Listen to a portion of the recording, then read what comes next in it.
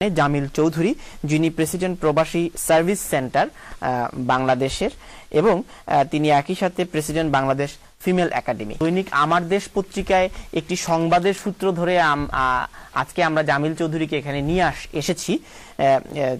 জামিল চৌধুরী যে প্রতিষ্ঠানটি বাংলাদেশে পরিচালনা করেন, বাংলাদেশ ফিমেল একাডেমি, এই প্রতিষ্ঠানটিতে সরকারের একজন মন্ত্রী ঘুষ চেয়েছেন বলে তিনি দাবি করেছেন, যেটি প্রকাশিত হয়েছে দৈনিক আমার দেশ পত্রিকায়। সুরঞ্জিত সেনগুপ্ত নামে আপনি একটি অভিযোগ করেছেন, এই অভিযোগটি সত্যতা কি আমাদেরকে একটু বলুন। এই ফিমেল একাডেমি এটা সারা দেশের একমাত্র প্রজেক্ট, 1 থেকে মাস্টার্স পর্যন্ত এতিম শিশু, যারা মেয়ে শিশু, হিন্দু মুসলমান বৌদ্ধ খ্রিস্টান যারা বাংলাদেশে আছে, যারা অসহায়, তাদের জন্য এই প্রোগ্রামটি। এখানে সরকারের প্রধানমন্ত্রী থেকে শিক্ষা মন্ত্রণালয় কেউ কোনো এখানে আন্তরিকতার ভাব নেই। শুধুমাত্র বাবু সুরঞ্জিত সেনগুপ্ত যে এখানকার বাধার সৃষ্টি করেছেন, এই যে এত বড় প্রজেক্ট। প্রথম এটা 22 কোটি টাকার প্রজেক্ট ছিল, যেহেতু মেয়েদের জন্য হোস্টেল এবং ক্লাসরুম নির্মাণ হবে। এরপরে আস্তে আস্তে এটাকে 2 ভাগে ভাগ করে প্রাথমিকভাবে 10 কোটি টাকা এটা দেওয়া হয়েছে, এবং এই টাকাটা খরচ করার যখন সময় আসছে তখনই সুরঞ্জিত সেনগুপ্ত টাকা চেয়েছে। টাকাটা বলছি, এই প্রজেক্টটা যখন শুরু করা হয় তখন কিন্তু ওনার কাছ থেকে সুপারিশ নেওয়া হয়েছিল। সেই সুপারিশ উনি লিখেছেন যে বিশেষ বরাদ্দ দিয়ে এটাকে করা হোক এবং দেশের একমাত্র প্রজেক্ট, ওনার নিজ হাতে লিখে দিয়েছেন। পরবর্তীতে ওই সরকারের যে নীতিমালায় দেখা যায় যে অন্যান্য স্কুলের মতো এটা নয়। তখন প্রাইম মিনিস্টারের একটা প্রজেক্ট ছিল, 4টি প্রকল্প, সেই প্রকল্পের মধ্যে এটা ঢুকিয়ে প্রাইম মিনিস্টারের 3টা আর এটা একটা, এই 4টা প্রজেক্টকে একই সাথে 20-10-11-2011-2010-2011-তে এটা ফাঁস হয় ওই জাতীয় বাজেট কমিটিতে। ফাঁস হওয়ার পরবর্তীতে সুরঞ্জিত সেনগুপ্ত সাথে কথাবার্তা হয়েছে। সে বলছে যে এই এত টাকা হলে আমার কি লাভ। তখন আমি মনে করি কথাটাই সরাসরি কোথায় কবে বলেছেন? আমাকে বলেছে উনি যখন রেলমন্ত্রী ছিলেন, রেলমন্ত্রী রিজাইন করার প্রায় 10 দিন আগে। কোথায় বলেছেন? সিলেটে?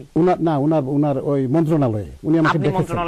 উনি আমাকে ডেকেছেন যে ফাঁস হয়ে গেছে এই প্রজেক্টটা, তো তোমার সাথে কথা আছে। তা আমি মনে করেছি যে উনাকে, আমার একটা ইচ্ছা ছিল আমাদের ফিমেল একাডেমির, যে আমাদের মাননীয় শিক্ষামন্ত্রী এবং অর্থমন্ত্রী মহোদয় যেহেতু সিলেটের, আর সুরঞ্জিত, আমরা কিন্তু ওনাকে শ্রদ্ধা করি মুরব্বী হিসাবে, যে 3 জনকে এনে আমরা বিল্ডিংগুলো ভিত্তিপ্রস্তর করাবো এবং আনুষ্ঠানিক করবো। অর্থমন্ত্রীর সাথে কথা হয়েছে, শিক্ষামন্ত্রী মহোদয় রিজেক্ট করলেন, বলে না আমি যাব না, আপনার সেনবাবুকে বলেন। তখন অর্থমন্ত্রী দাওয়াত রেখেছেন, অর্থমন্ত্রী যাবেন, তারিখও মোটামুটি একটা টেন্টেটিভ দিয়েছেন। উনি বললেন ঠিক আছে সেনবাবুকে বলেন। আমরা যখন সেনবাবুকে বলতে গেলাম তখনই এই সমস্যাটা দাঁড়িয়েছে। উনি আমাকে বললেন যে ঠিক আছে তুমি দেখা করো। দেখা করার পরে উনি খেপে গেলেন যে তুমি এই অর্থমন্ত্রীকে কেন দাওয়াত দিলে। আমি বললাম যে অর্থমন্ত্রী তো আমাদের সিলেটের বিশিষ্ট সৎ মানুষ, ভালো মানুষ। সে আর কিছু বললো না, বললো ঠিক আছে বাসায় আসো। বাসায় যখন গেলাম তখন সে কথা বলল যে এখানে এত টাকার বিষয়, আমার লাভ কি। তারপরে দেখা যায় টাকার ভাগ চায়। তখন আমি বললাম দাদা এইটা একটা এতিমের প্রজেক্ট, এখান থেকে টাকা কি, আর টাকা তো আমরা দিব কি করে, গভর্নমেন্ট তো বিল্ডিং বানিয়ে দিচ্ছে এই ফ্যামিলি একাডেমিকে, গভর্নমেন্ট তো আমাদেরকে অনুদান হিসেবে টাকা দিচ্ছে না যে আপনাকে আমরা এই টাকাটা দেব। সে বললো আমি সব জানি না, আমাকে টাকা না দিলে এটা হবে না। আমরা এরপরে আস্তে আস্তে মনে মনে চিন্তা করলাম দেখি কি করা যায়। পরবর্তীতে আমাদের প্রতিষ্ঠানের মেয়েদেরকে, উনার যেখানে বাসা, সেই বাসা থেকে 1 কিলোমিটারের মধ্যেই কিন্তু সেই প্রতিষ্ঠানটি, উনার যে দিরার যে বাসা 1 কিলোমিটারের মধ্যেই কিন্তু সেই প্রজেক্ট। মেয়েদেরকে প্রিন্সিপাল সহ উনি দেখা করলেন। প্রথম বলল ঠিক আছে এটা করে দেবো না, অসুবিধা নেই, আমাকে একটু সময় দেবো। 4-5 দিন পরে আবার প্রিন্সিপালকে ডাকলো। প্রিন্সিপাল গেলেন মেয়েদেরকে নিয়ে, বলল যে আমাকে টাকা দিতে হবে। প্রিন্সিপাল বুঝে উঠতে পারলেন না, পরে আমাকে উনি প্রিন্সিপাল বললেন। এর পরবর্তীতে এই ঘটনাটি ঠিক কবে ঘটনা? এই ঘটনাটি ধরেন আজকে থেকে 5 মাস আগে। 5 মাস আগে? জি। তো 5 মাস থেকে এই 5 মাস পরে কি সুরঞ্জিত বাবু এই বিষয়ে কোনো আর ফলো আপ, কোনো অগ্রগতি রয়েছে? আপনাকে কি আবারও টাকা দেওয়ার জন্য উনি প্রেসার দিচ্ছেন? রাইট। সেটা কিভাবে, আমার কাছে মেসেজ আছে আমার টেলিফোনে, বলতে দেখা করার জন্য। আমি তখন শিক্ষামন্ত্রীর কাছে গেলাম। শিক্ষামন্ত্রী আমাকে বললেন যে জামিল ভাই আমরা তো এটা অসহায় হয়ে গেছি, উনি তো লোকাল এমপি বা মন্ত্রী, আমরা তো একটু সমস্যায় পড়ে গেছি, তো ঠিক আছে উনার সাথে আপনি এটা ফয়সালা করেন। আমি বললাম আমি কি ফয়সালা করব। তারপরে উনি বললেন বাসায় যেতে। আমি আবার বাসায় গেলাম। বাসায় গিয়ে উনার স্ত্রী, উনার ছেলের বউ, উনার ছেলে এবং উনি সহ আমি নিজে বসলাম রাত্রে 9টা থেকে 12:30 পর্যন্ত বসে উনি এক কথাই আমাকে টাকা দিতে হবে। আমরা যখন নাকি এরকম হলো তখন আমি শিক্ষামন্ত্রীর কাছে দেখা করেছি পরের দিন গিয়ে, যে উনি তো এইভাবে কথা বলেন, আমরা কি করব। তারপরে প্রধানমন্ত্রীর কাছে আমরা চিঠি দিয়েছি। পরবর্তীতে আমি গত 4 মাস আগে আমি লন্ডনে এসেছিলাম, হঠাৎ করে প্রধানমন্ত্রী এখানে আসছেন, এমআর চৌধুরী, মাথাব চৌধুরী সাহেব, মুহিব চৌধুরী সাহেব এবং আমাদের সভাপতি মুকিম সাহেব, ওনারা 3 জন মিলে প্রেসেরও অনেক এবং ক্যাটার অ্যাসোসিয়েশন সহ প্রধানমন্ত্রীর সাথে দেখা করেছেন। প্রধানমন্ত্রী বলছেন যে ঠিক আছে এই বিষয়টা আমি গিয়ে দেখব। তখন জিজ্ঞাসা করছেন প্রধানমন্ত্রী ওনাদেরকে, আমি লন্ডনে ছিলাম, যে এটা কোন এলাকায়, বাবু সুরঞ্জিত সেনগুপ্তের এলাকায়, ঠিক আছে এটা আমি দেখব, পার্সোনালি দেখব। গিয়ে যাওয়ার পরে আর তো কিছু হলো না। তখন ওনারা আবার চিঠি দিলেন আর 2 মাস পরে, যে এটা তো কিছু হলো না, এই টাকাটা আটকে গেছে, এখন কি করা যায়। তখন ওনারা যে চিঠি দিলেন, ওই চিঠি পাওয়ার পরে সুরঞ্জিত বাবুর কাছে আমি আবার গেলাম দেখা করতে। তখন হলো ওই যে সুনামগঞ্জ জেলার একটা সভা ছিল ঢাকায়, এটা উনি ছিল চিফ গেস্ট, সেখানে আমাকেও স্পেশাল গেস্ট দাওয়াত করা হয়েছে। আমি ঢাকায় গেলাম, তাদের সামনে ওনার পাশের চেয়ার ছিল, অনেক কথা বললাম।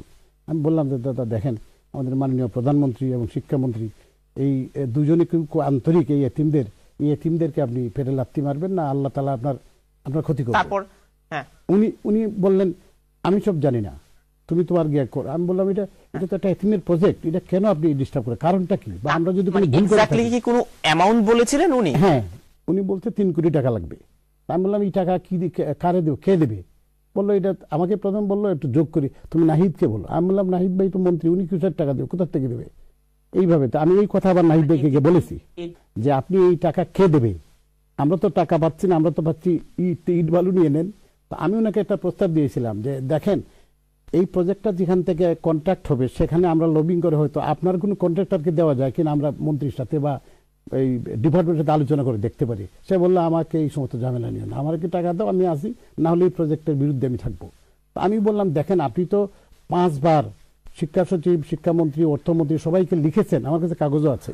এখন আপনার কাছে যে সমস্ত মোবাইলে মেসেজ এসেছে আপনি বলেছেন, এই মেসেজগুলো কার নাম্বার থেকে এসেছে? ওইটা তখন রেলমন্ত্রী যখন ছিলেন, ওই রেলমন্ত্রীর ফোন থেকে দেখা করার জন্য, রেলমন্ত্রীর ফোনটা আমার কাছে আছে। ওনার না ওই এখন যে রেলমন্ত্রী ব্যবহার করছেন সেই ফোন ওনার কাছে ছিল, সেই ফোন থেকে এসেছে মেসেজ দেখা করার জন্য বাসায়। আচ্ছা, তাহলে সুরঞ্জিত বাবু যে টেলিফোনটি ব্যবহার করতো সেই টেলিফোন থেকে আপনার কাছে টাকা চেয়ে মেসেজ পাঠানো হয়েছে? না, টাকা চেয়ে ঠিক মেসেজের মতো টাকার কথা লেখা নেই, দেখা করতে বলতে, দেখা করার যাওয়ার পরে টাকার কথা বলছে। ইভেন আমি যেদিন গেলাম সেই দিন ওনার ওই রেলমন্ত্রী থাকাকালীন প্রথম, সেই দিন দেখলাম যে রেলের লোকজন টাকা দিতে গেছে। এটি প্রমাণিত নয়, আমরা সুরঞ্জিত সেনগুপ্ত আপনার কাছে ঘুষ চেয়েছেন এই বিষয়টি আমরা এখনো আদালত থেকে যেহেতু প্রমাণিত হয়নি, এটি আপনার অভিযোগ। হ্যাঁ, না অভিযোগ কেন, সেই অভিযোগটি আপনি কি প্রমাণ চান? আপনি যদি দর্শককে দেখাতে চান, আমরা এখানে হাজারো প্রমাণ আছে। আমি বলছি আমি আপনাকে দর্শকদের আমি অনুরোধ করব, আপনি দেখেন 9 সালে প্রথম অর্থমন্ত্রীকে এবং শিক্ষামন্ত্রীকে উনি যখন চিঠি লেখেন ফিমেল একাডেমির বিষয়ে, সেই উনার নিজের হাতে লেখা, উনার সাইন, উনি বলছে যে এটাকে বিশেষ প্রকল্প হিসাবে নেওয়া হোক এবং এটা দেশের একমাত্র প্রজেক্ট। এর পরবর্তীতে উনি যখন একটা নয়, আপনি দেখেন কতগুলো চিঠি উনি লিখেছেন অনেক জায়গায়, উনার নিজের হাতে লেখা, যে বিশেষ প্রকল্প গ্রহণ করার জন্য। আপনি দেখেন এই যে জাতীয় সভা, সেই 4টা প্রকল্প ফাঁস হয়েছে বাংলাদেশে, ঢাকা ইউনিভার্সিটি সহ। এই 4টা প্রকল্পের মধ্যে একটাই, ওই 4 নম্বরটা আমাদের।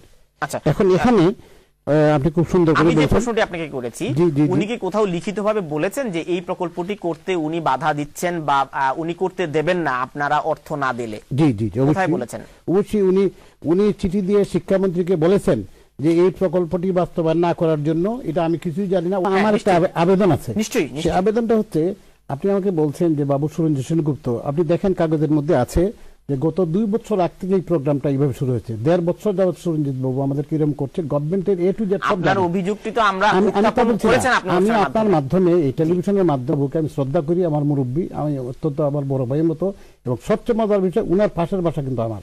আমি উনাকে অনুরোধ করতে চাই যে উনি কবে আমার সাথে বসতে চায়, আমি সে বসতে রাজি, বাংলাদেশের যে কোনো জায়গায় এবং ধন্যবাদ এবং পৃথিবীর যে কোনো জায়গায় আমি চ্যালেঞ্জ করে উনাকে প্রমাণ, উনি আমার সামনে এরকম কথা বলতে পারবে না, কারণ আমার কাছে প্রমাণ আছে।